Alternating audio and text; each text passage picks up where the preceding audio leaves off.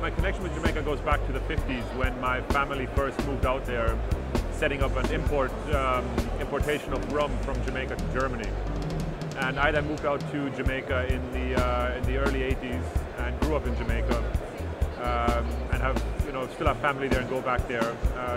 Went away for university, and then during university started doing some promotional work with Ray Nephew, and then started working for Ray Nephew in the UK, marketing their Appleton and Ray Nephew Overproof rum brand, before starting my own rum company called Element Safe, and then being approached by Chris Blackwell and managing his rum brand for him.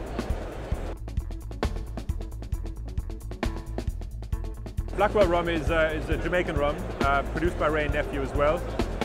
It's a dark rum, which means it's got a little bit of age on it, but it's a traditional style of Jamaican rum. His family, Chris's family, actually used to own Ray Nephew, and he was supposed to have taken it over, but then decided to obviously go the music route, forming Island Records and bringing Bob Marley, U2, Grace Jones, and many other big artists to the world. We basically launched it in the US back in July, and we're now launching it here in the UK. And our first step is to launch it in the trade. So work with the bartenders, the bars, bar owners, wholesalers, and get a good distribution of the rum and place it to the right outlets. And once we have achieved that, we're then going to start doing some consumer marketing based around the Chris Blackwell lifestyle, music, rum and reggae.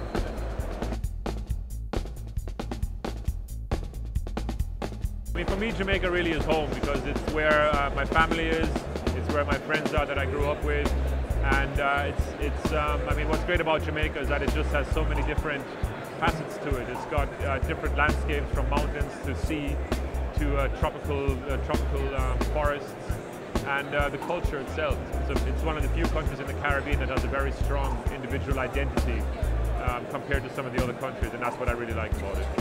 And Jamaica 50, I'm probably celebrating with a glass of rum in my hand and just sipping away and looking over what Jamaica has achieved and what it's gone through over the last 50 years since independence.